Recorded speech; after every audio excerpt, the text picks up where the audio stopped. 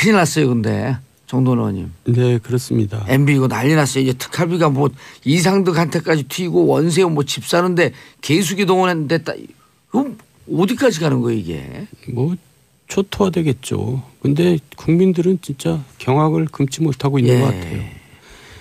김희중 씨가 키맨으로 등장을 했는데 개인적으로 잘 아신다고요? 그럼요. 이제 우리는 오랫동안 같이 일을 했으니까. 서울시에서요? 서울시장 선거 때부터 이제 정말 한솥밥을 먹은 셈이잖아요. 예.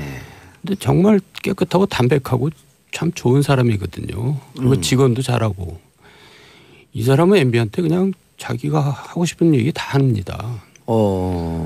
그러니까 이제 MB도 그 김희중을 신뢰를 했으니까 15년 동안 같이 있는 거죠. 예. 저희가 2002년 초에 만났으니까는 뭐 횟수로 따지면 벌써 한 16년 되는 거고. 예. 김희중 씨가 안 좋은 일로 이제 그 학교에 부상급식 받으면서 생활하고 돌아와가지고 1년 3개월 있었죠. 아마 제 기억에는 이제 뭐 정돈 선배하고 저하고 제일 먼저 만나가지고 같이 밥을 먹고 그러지 않았나 이런 기억이 있어요. 그런데 그 감옥 사는 동안에도 부인이 스스로 목숨을 끊고 그런 불행한 일이 좀 있었고요. 아, 너무 마음 아픈 일인데요. 예. 그 한때 이제 떨어져 살다가 예. 다시 이제 재결합을 해서 이제 살았고 김희중 씨가 이제 감옥에 가는 일이 발생해가지고 예. 원래 이제 좀 그 우울증이 있었는데 이게 굉장히 심해졌던 모양인가 봐요. 부인이 예, 남편이 예. 감옥 가니까 더 심해졌네. 그런데 이제 형기를 거의 다 살아가지고 한 석 달인가 남겨두고 가석방을 나올 줄 알았는데 가석방 그 당시에 가석방을 다 시행하지 않는 이런 분위기였어요. 박근혜 정부 때요. 그러다 보니까 8.15 때도 가석방을 못 나오고 그래서 이제 혼자서 이제 견디기 힘들었던 과정들이 있었겠죠. 그래서 이제 세상을 뜨게 됐죠. 근데 그 김희중 같은 경우는 이제 넉넉하게 살지 못했어요. 그 부자 MB 모시면서도 넉넉하지 않았다는 얘기는 굉장히 깨끗하게 살았다는 얘기고 남의 돈에 절대 손은 안 대거든요. 근데 이제 저축은행 사건 때는 실수를 한 거죠. 사람이 살다 보면 일생일대 실수하는 경우도 있잖아요. 그런데 이제 그걸 이유로 MB가 이제 등을 돌린 거거든요. 김희중이 MB한테 등을 돌린 게 아니라 MB가 김희중한테 등을 돌렸는데 그것도 뭐 앞뒤가 안 맞아요. 형님도 저축은행 사건으로 구속돼서 형을 살았잖아요. 그러면 형하고도 등을 돌립니까? 그러니까 김희중을 굉장히 무시한 거죠. 저 사람은 착한 사람이니까 내가 어떻게 대해도 되겠다. 이런 식의 조금 너무 사람을 이렇게 가볍게 대하는 거죠. 예, 김희중 전 1부속실장이었죠. 네. 배신감이나 복수 때문에 나선 것은 아니다. 아이들에게 더 이상 잘못된 모습을 보일 수 없었다. 이런 얘기겠죠. 이제 만약에 이번에 자기가 특활비를 받은 것을 자기가 이제 또 안고 가게 되면 애들한테 더더군다나 지금 이제 엄마도 지금 없는 상황인데 장모님이 키우고 있죠. 그러니까요. 그러니까 이제 그 다시 이제 그 포토라인에 서가지고 수갑을 찬 모습들을 보여주는 것을 그 도저히 이제 없었기 때문에. 그러니까 자기가 이제 희생을 해야 되는데 자기가 희생을 할 사람은 자기를 등을 돌렸거든요. 근데 왜 희생을 합니까? 더군다나 아이들이 중요한 거지. 예. 자, 지금 이제 쟁점이 되고 있는 것 중에 하나가 김희중 실장은 제2부속실을 통하지 않고 국정원 특활비를 김민옥 여사 측에 직접 전달했다. 네. 그리고 그 관저죠, 관저. 예, 관저에 있는 직원에게 전달했다는데 또 이제 나오는 보도는 직원은 자기가 받은 적 없다. 뭐 그렇게 얘기하죠 보통. 그럼 그 돈이 김희중이 먹었다는 얘기 믿게 더 되잖아요. 그렇죠. 예, 그러니까 김희중은 사실대로 얘기할 수밖에 없죠. 근데 사람들이 이게 이제까지 김백준 씨가 총무기획관으로서 MB의 재정 문제를 총괄하고 있다라고 알고 있었는데 김희중이라는 사람이 느닷없이 나왔단 말이에요. 일반 국민들 눈에는. 그리고 집사 중에 집사다. 또 이렇게 얘기를 하고 있고. 그러니까 일상적인 정치 활동 그리고 에 들어가는 것들은 이제 거의 이제 김희중 씨가 다 정리했다고 봐야 되고요. 그리고 이제 그거를 더 커가지고 예를 들면 대선을 준비하기 위해서 저희가 이제 서울시에서 나와서 이제 안국 포럼 같은 걸 만들잖아요. 예. 그래서 그런 이제 캠프 전체의 차원이라든지 뭐 다스 관계되는 부분들 그리고 이제 BBK 어제 이제 그렇죠. 뭐 다스 BBK가 뭐 마찬가지죠. 그리고 이제 어제 이제 그 신학수 씨라고 이제 그 옛날에 그 지구당의 이제 총무부장을 하다가 MB가 지구당에 그 이명박 대통령이 운영하는 동아시아 연구원에 이제 그 총무부장으로 있다가 나중에 서울시장 선거 때 이제 그 선거법 위반 그러니까 책을 막 배포해가지고 MB 저서를 배포해서 그때 집행유예를 받았던 분이 있는데 신학수 씨요. 그분은 이제 일찍부터 이제 다수로 갔었죠. 그래서 이제 아마 그 실질적으로 다수 관련된 그런 부분들을 관리하는 데 역할을 했을 거고 나중에 그분이 이제 총무비서관으로도 왔죠. 신학수 씨가 예. 지금 신학수 씨도 소환한다는 거 아닌가요? 압수수색은 이미 했고 아직 소환은 안 했는데 그래서 실제로 이제 이명박 전 대통령과 관련해서 그런 그 자금에 대한 부분들을 세세하게 아는 부분들은 김백준, 신학수, 김희중 이렇게 봐야죠. 이 세 분이 다 수사선상에 오르면은 결국 모든 게 다 밝혀지나요? 그렇게 되면? 그러니까 신학수 씨도 과거에 서울시장 선거 때 이제 구속된 적이 있거든요. 그때 그 출판 관련해 갖고 선거법 위반으로. 예. 그리고 이제 집행유예로 나왔다고 말씀하시고. 그러니까 이제 신학수를 관리는 했죠 MB가. 근데 그 신학수가 다스로 갔다가 선거 때 또 참여했다가 청와대 갔다가 그러니까 굉장히 핵심 인물 중에 지금도 다수의 감사로 있고요. 지금 근데 이제 신학수 씨는 이렇지만 아까 이제 그 깨끗한 분인데 김희중 씨를 묘사하면서 일생일대 실수를 했다. 그러면 이제 그런 또 이제 개인적인 사정도 좀 있는 걸 알고 있고. 그런데 이제 MB 측에서 이렇게 주장할 수 있는 거 아닌가요? 또 뭐 감옥 갔다 온 사람인데 신뢰할 수 없는 사람이다. 그 사람이 얘기하는 게 무슨 주장에 신빙성이 있겠냐. 그게 이명박 전 대통령의 발언인지 어떤지는 잘 모르겠습니다만 솔직히 얘기하면 지금 참모라고 하는 사람들 쭉 도열한 사람들 있잖아요. 그분들 사실은 경선 때부터 시작해서 제대로 아는 게 별로 없는 사람들이에요. 맞아요. 예를 들면 이동관 씨 같은 사람도 경선이 끝나고 참여한 사람입니다. 그러니까 박근혜 후보하고 치열한 경선이 끝나고 다 결정 난 다음에 오신 분들이고요. 이재호 씨도 하나도 몰라요. 뭐 거기 맹장관, 맹영규 장관 것도 마찬가지인 거고. 김효재 같은 부분들 어떤 특정 부분에 있어서 그 조직 활동을 했던 부분들이 특보들을 모으는 활동을 했던 분들이고 언론 관계 일을 했죠. 그분들이 내부 사정을 전혀 알 수가 없는 사람들이에요. 그러니까 그날 도열하지 않은 예를 들어 박영준은 잘 알죠. 그날 그러니까 아는 사람들은 다 거기 도열을 못할 거죠 기본적으로. 모르는 사람들이 그냥 가는 거고 거의 뭐 김상엽 비서관 뭐 거기에 또 무슨 민정수석했던 분들 서 있던데 그 민정수석도 아마 모를 거예요. 아마 제가 민정수석이죠? 아마 내용을 아는 분들 중에 한 분은 거기 있었던 분 중에서는 장다서로 민정비서관 정도가 어느 정도 알았을 가능성이 있죠. 장다서로는 이제 이상득 부의장의 비서실장 출신이거든요. 그러니까 이상득 씨가 이제 청와대에다가 박영준을 또 장다서로를 이제 가족 담당 비서관으로 박아놓고 박영준을 총괄하는 비서관으로 박아놓고 김주성 자기 코오롱 때부터 부하였던 김주성은 이제 국정원 안 기조실장으로 박아놓고 그러니까 이제 권력 중추부에 다 자기 사람들을 박아놓은 거죠. 그러니까 저 정태근 의원이 옛날에 우리나라에는 상황이 있다. 태양이 두 개가 있다. 그런 얘기도 한 적이 있어요. 그 제가 이제 그 이명박 전 대통령 쪽에 법률적 자문을 하는 그 변호사를 통해서 들어보니까요. 그 참모들이라고 쭉 도열했던 참모들 있잖아요. 그분들이 제대로 진언을 못 한다는 거예요. 알아요. 내용은 모르는데. 그러니까요. 그러니까 그날 지난번에 그 이명박 대통령이 그 성명서 발표했잖아요. 예. 하나만 한 성명서잖아요. 그렇죠. 오히려 국민 감정만 잔뜩. 그러니까 예를 들면 노무현 전 대통령 같은 경우에는 사실은 이제 내 책임이다. 그리고 정상문 씨건에 대해서도 사실은 우리 집에서 요청했었다. 예. 그래서 내한테 책임을 물어야 된다. 이렇게 구체적으로 얘기를 하고 더더군다나 자기의 실패하고 소위 이제 자기 진영의 실패하고 연결되는 것이 두려웠기 때문에 나를 이제 버려야 된다고 이렇게 얘기를 했잖아요. 근데 이제 그날 이명박 전 대통령의 이제 성명은 정말 잘못된 게 뭐냐면은요. 보수가 괴멸되니까 나를 도와줘야 된다는 식으로 얘기한 거 아니에요. 예. 당신으로 인해 가지고 보수가 피해 보면 그거를 분리시켜서 내가 책임을 지겠다는 게 정상적인 태도지. 그러니까 저는 그 참모들이 도대체 이해가 안 가는 사람들이에요. 그러니까 문화를 뭐 직접 누가 썼는지는 모르겠지만 그래야지 그나마 아 정말 자기 이상의 자세가 돼 있구나.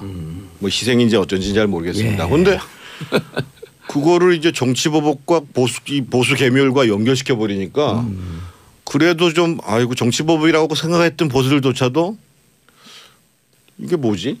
아 근데 보수 괴멸은요 누가 시켰냐면 이명박 박근혜가 시킨 겁니다. 그 두 사람이 권위주의 정권을 거치면서 정말 합리적인 보수들이 다 떠났죠. 아니 그러니까 그런 얘기를 하지 말아야지 그러니까.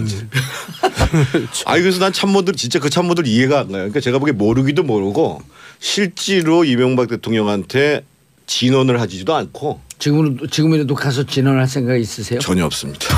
전화할 생각 없을 거예요. 아니 안 만나주겠지 우리는. 근데 그 조율했던 사람들은 이제 떠납니다. 다음에 뭐 점점 이제 안 나타나죠. 아니 그 진짜 순수하게 이런 진영 다 떠나서 느낌도 그분들은 어찌 보면 좀 폼나는 거니까 마지막까지 병풍을 좀 하는 것 같고 이 두 분들은 아주 처음서부터 함께 고생을 했던 분들 아니에요. 근데 이분들은 이미 그러니까 떨어져 저희도 사실은 저도 뭐 이명박 전 대통령이 시장일 때 별 볼 일 없는 저를 부시장으로 발탁해 줬잖아요. 그래서 이제 월급 받아가면서 제가 사실은 그 나름대로 이제 행정이라든지 정책에 대한 이해, 관련 사회에 대한 이해를 잘할 수 있었던 게 그 서울시 부시장으로 재직할 때 서울시가 외교기능, 군사기능 빼놓고는 다 모든 걸 갖고 있잖아요. 그래서 저도 이제 은혜를 받았던 건 사실이죠. 그러니까 은혜를 받았기 때문에 오히려 이분이 잘 되기 위해서 충원을 해야 된다는 거죠. 쓴소리를 해야 되는 거고 거기서 그냥 아부를 떨고 그냥 뭐 딸랑딸랑하고 이거는 사실 은혜를 보답하는 길이 아닌데 근데 이제 쓴소리를 하는 사람이 딸랑딸랑하는 사람한테 밀려나게 돼 있는 거죠 기본적으로. 왜냐하면 그 사람들은 딸랑딸랑하면서 같이 이제 뭘 좀 해야 되는데 얘들 때문에 불편하거든요. 원래 충신들은 간신할 때 당해낼 재간이 없습니다. 그건 역사적으로 항상 그래 왔어요. 그 과정에서 이제 저희들이 고초를 많이 겪었죠. 아니 정돈 의원님도 한때 충신이었잖아요. 그럼 가갖고 이제 이렇게 하면 안 된다. 다 사죄하고 감옥 가라. 이렇게 직원할. 지금은 아세요? 예, 지금요. 아니 무슨 만나죠. 제가 저 무상급식 받고 나와서 뭐 뵙겠다고 연락을 했어요. 그때만 해도 이제 저도 이제 굉장히 마음이 편안해지고 저도 이제 좀 그때 세상을 문제가 확정이 된 건가요? 예. 그런데도 이 핑계 저 핑계 대고 안 만나더라고요.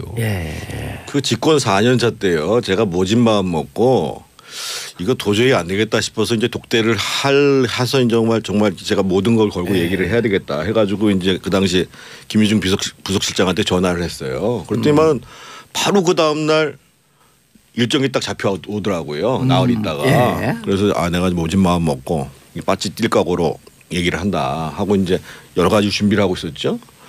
근데 가기 전날에 갑자기 전화가 와가지고 이제 김희중 부속실장이 그 대통령께서 이제 몸이 좀 불편하셔가지고 만나시기가 좀 어렵단다고 다시 연락이 온 거예요.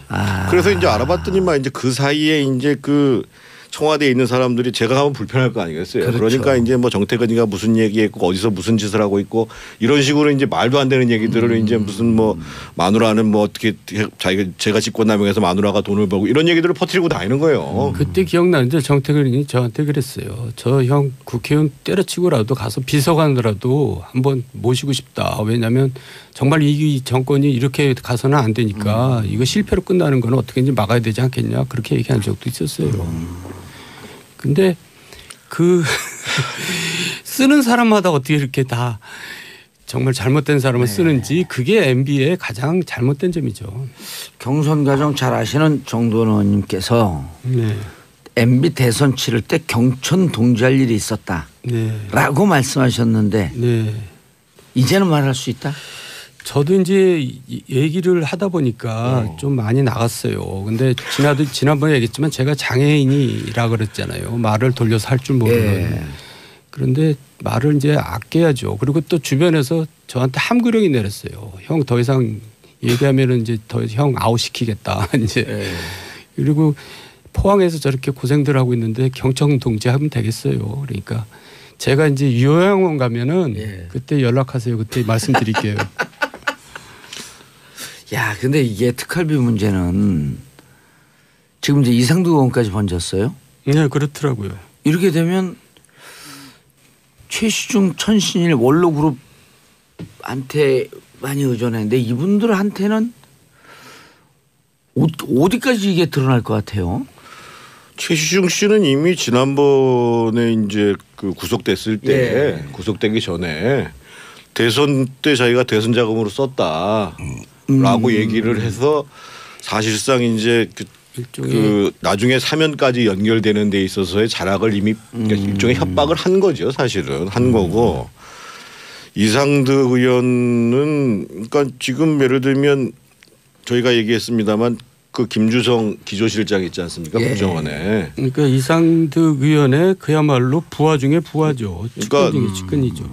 그 김주성 씨는 이상득, 박영준, 김주성 이렇게 있다고 봐야 되거든요. 그러니까 이제 당연히 이제 그 뭐 특활비와 관련해서 지금 나온 진술 지금 김주성 씨는 지금 구속이 안 되고 있는 거잖아요. 구속이 안 되고 그러니까 있죠. 추가적인 진술이 나왔을 가능성이 크고. 박용준 씨 지금 어떻게 되어 있죠? 박용준 씨 감옥 갔다 나와가지고 지금 뭐 조용히 어디 무슨 뭐 교회 열심히 다닌다 그러더라고요. 네. 그런데 하여간 이렇게 조사 대상자가 예. 구속이 안 된다는 게 무서운 겁니다.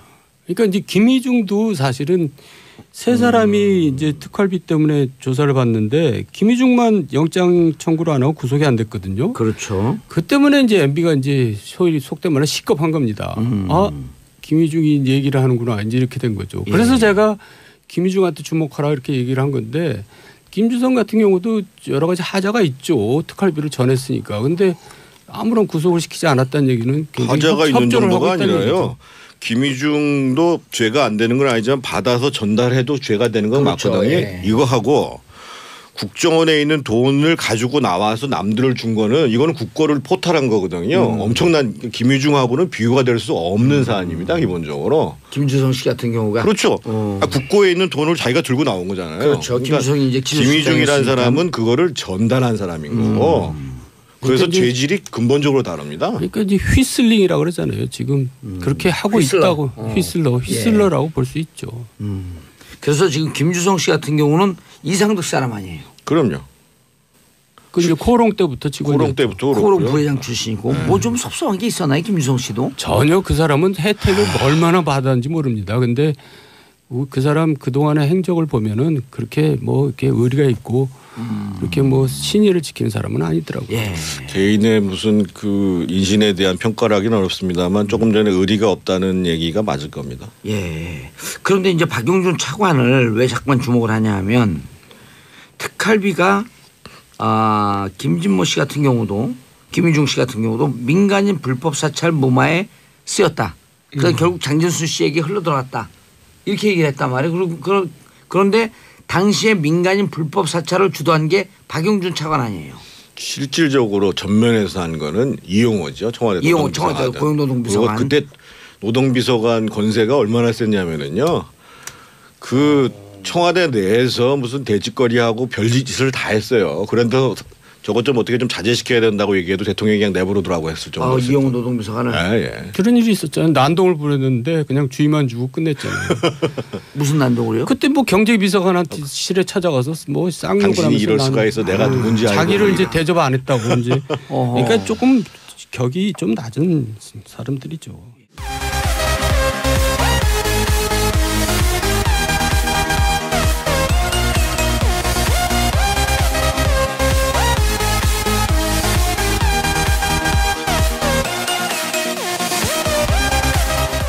를 받은 것을 자기가 이제 떠안고 가게 되면 애들한테 더더군다나 지금 이제 엄마도 지금 없는 상황인데 장모님이 키우고 있죠. 그러니까요. 그러니까 이제 그 다시 이제 그 포토라인에 서가지고 수갑을 찬 모습들을 보여주는 것을 그 도저히 이제 없었기 때문에. 그러니까 자기가 이제 희생을 해야 되는데. 자기가 희생을 할 사람은 자기를 등을 돌렸거든요. 근데 왜 희생을 합니까? 더군다나 아이들이 중요한 거지. 예. 예. 자, 지금 이제 쟁점이 되고 있는 것 중에 하나가 김희중 실장은 제2부속실을 통하지 않고 국정원 특활비를 김인옥 여사 측에 직접 전달했다. 네. 그리고 그 관저죠, 관저. 관저. 예, 관저에 있는 직원에게 전달했다는데 또 이제 나오는 보도는 직원은 자기 받은 적 없다. 뭐 그렇게 얘기하죠 보통. 그럼 그 돈이 김희중이 먹었다는 얘기 믿기 더 되잖아요. 그렇죠. 예, 그러니까 김희중은 사실대로 얘기할 수밖에 없죠. 근데 사람들이 이게 이제까지 김백준 씨가 총무기획관으로서 예. MB의 재정 문제를 총괄하고 있다라고 알고 있었는데 김희중이라는 사람이 느닷없이 나왔단 말이에요. 일반 국민들 눈에는. 그리고 집사 중에 집사다. 또 이렇게 얘기를 하고 있고. 그러니까 일상적인 정치 활동 그리고 에 들어가는 것들은 이제 거의 이제 김희중 씨가 다 정리했다고 봐야 되고요. 그리고 이제 그거를 더 커가지고 예를 들면 예. 원래 이제 좀 그 우울증이 있었는데 이게 굉장히 심해졌던 모양인가 봐요. 부인이 예, 남편이 예. 감옥 가니까 더 심해졌네. 그런데 이제 형기를 거의 다 살아가지고 한 석 달인가 남겨두고 가석방을 나올 줄 알았는데 가석방 그 당시에 가석방을 다 시행하지 않는 이런 분위기였어요. 박근혜 정부 때요. 그러다 보니까 8.15 때도 가석방을 못 나오고 그래서 이제 혼자서 이제 견디기 힘들었던 과정들이 있었겠죠. 그래서 이제 세상을 뜨게 됐죠. 근데 그 김희중 같은 경우는 이제 넉넉하게 살지 못했어요. 그 부자 MB 모시면서도 넉넉하지 않았다는 얘기는 굉장히 깨끗하게 살았다는 얘기고 남의 돈에 절대 손은 안 대거든요. 근데 이제 저축은행 사건 때는 실수를 한 거죠. 사람이 살다 보면 일생일대 실수하는 경우도 있잖아요. 그런데 이제 그걸 이유로 MB가 이제 등을 돌린 거거든요. 김희중이 MB한테 등을 돌린 게 아니라 MB가 김희중한테 등을 돌렸는데 그것도 뭐 앞뒤가 안 맞아요. 형님도 저축은행 사건으로 구속돼서 형을 살았잖아요. 그러면 형하고도 등을 돌립니까? 그러니까 김희중을 굉장히 무시한 거죠. 저 사람은 착한 사람이니까 내가 어떻게 대해도 되겠다. 이런 식의 조금 너무 사람을 이렇게 가볍게 대하는 거죠. 예, 김희중 전 1부속실장이었죠. 네. 배신감이나 복수 때문에 나선 것은 아니다. 아이들에게 더 이상 잘못된 모습을 보일 수 없었다. 이런 얘기겠죠. 이제 만약에 이번에 자기가 특활비 큰일 났어요. 근데 정돈 의원님. 네, 그렇습니다. MB 이거 난리 났어요. 이제 특활비가 뭐 이상득한테까지 튀고 원세훈 뭐 집 사는데 개수기 동원했는데 그럼 어디까지 가는 거예요 이게? 뭐 초토화되겠죠. 근데 국민들은 진짜 경악을 금치 못하고 있는 것 같아요. 김희중 씨가 키맨으로 등장을 했는데 개인적으로 잘 아신다고요? 그럼요. 이제 우리는 오랫동안 같이 일을 했으니까 서울시에서요? 서울시장 선거 때부터 이제 정말 한솥밥을 먹은 셈이잖아요. 예. 근데 정말 깨끗하고 담백하고 참 좋은 사람이거든요. 그리고 직원도 잘하고 이 사람은 MB한테 그냥 자기가 하고 싶은 얘기 다 합니다. 그러니까 이제 MB도 그 김희중을 신뢰를 했으니까 15년 동안 같이 있는 거죠. 예. 저희가 2002년 초에 만났으니까는 뭐 횟수로 따지면 벌써 한 16년 되는 거고 김희중 씨가 안 좋은 일로 이제 그 학교에 부상급식 받으면서 생활하고 돌아와가지고 1년 3개월 있었죠. 아마 제 기억에는 이제 뭐 정돈 선배하고 저하고 제일 먼저 만나가지고 같이 밥을 먹고 그러지 않았나 이런 기억이 있어요. 그런데 그 감옥 사는 동안에도 부인이 스스로 목숨을 끊고 그런 불행한 일이 좀 있었고요. 아, 너무 마음 아픈 일인데요. 예. 그 한때 이제 떨어져 살다가 다시 이제 재결합을 해서 이제 살았고 김희중 씨가 이제 감옥에 가는 일이 발생해가지고 그때 또 참여했다가 청와대 갔다가 그러니까 굉장히 핵심 인물 중에 지금도 다수의 감사로 있고요. 지금 근데 이제 신학수 씨는 이렇지만 아까 이제 그 깨끗한 분인데 김희중 씨를 묘사하면서 일생일대 실수를 했다. 그러면 이제 그런 또 이제 개인적인 사정도 좀 있는 걸로 알고 있고. 그런데 이제 MB 측에서 이렇게 주장할 수 있는 거 아닌가요? 돈 먹고 감옥 갔다 온 사람인데 신뢰할 수 없는 사람이다. 그 사람 얘기하는 게 무슨 주장의 신빙성이 있겠냐. 그게 이명박 전 대통령의 발언인지 어떤지는 잘 모르겠습니다만 솔직히 얘기하면 지금 참모라고 하는 사람들 쭉 도열한 사람들 있잖아요. 그분들 사실은 경선 때부터 시작해서 제대로 아는 게 별로 없는 사람들이에요. 맞아요. 예를 들면 이동관 씨 같은 사람도 경선이 끝나고 참여한 사람입니다. 그러니까 박근혜 후보하고 치열한 경선이 끝나고 다 결정 난 다음에 오신 분들이고요. 이재호 씨도 하나도 몰라요. 뭐 거기 맹장관, 맹영규 장관 것도 마찬가지인 거고. 김효재 같은 부분들 어떤 특정 부분에 있어서 그 조직 활동을 했던 부분들이 특보들을 모으는 활동을 했던 분들이고. 언론 관계 일을 했죠. 그분들이 내부 사정을 전혀 알 수가 없는 사람들이에요. 그러니까 그날 도열하지 않은 예를 들어 박영준은 잘 알죠. 그날 그러니까 아는 사람들은 다 거기 도열을 못할 거죠 기본적으로. 모르는 사람들이 그냥 가는 거고 거의 뭐 김상엽 비서관 뭐 거기에 또 무슨 민정수석 했던 분들 서 있던데 그 민정수석도 아마 모를 거예요. 대선을 준비하기 위해서 저희가 이제 서울시에서 나와서 이제 안국 포럼 같은 걸 만들잖아요. 그래서 그런 이제 캠프 전체의 차원이라든지 뭐 다스 관계되는 부분들 그리고 이제 BBK 어제 이제 그렇죠. 뭐 다스 BBK가 뭐 마찬가지죠. 그리고 이제 어제 이제 그 신학수 씨라고 이제 그 옛날에 그 지구당의 이제 총무부장을 하다가 MB가 그 이명박 대통령이 운영하는 동아시아연구원에 이제 그 총무부장으로 있다가 나중에 서울시장 선거 때 이제 그 선거법 위반, 그러니까 책을 막 배포해가지고 MB 저서를 배포해서 그때 집행유예를 받았던 분이 있는데 신학수 씨요. 그분은 이제 일찍부터 이제 다수로 갔었죠. 그래서 이제 아마 그 실질적으로 다수 관련된 그런 부분들을 관리하는 데 역할을 했을 거고 나중에 그분이 이제 총무비서관으로도 왔죠. 신학수 씨가. 지금 신학수 씨도 소환한다는 거 아닌가요? 압수수색은 이미 했고 아직 소환은 안 했는데 그래서 실제로 이제 이명박 전 대통령과 관련해서 그런 그 자금에 대한 부분들을 세세하게 아는 부분들은 김백준, 신학수, 김희중 이렇게 봐야죠. 이 세 분이 다 수사선상에 오르면은 결국 모든 게 다 밝혀지나요? 그렇게 되면? 그러니까 신학수 씨도 과거에 서울시장 선거 때 이제 구속된 적이 있거든요. 그때 그 출판 관련해 갖고 선거법 위반으로. 그리고 이제 집행유예로 나왔다고 말씀하신 그러니까 거고. 이제 신학수를 관리는 했죠 MB가. 근데 그 신학수가 다스로 갔다가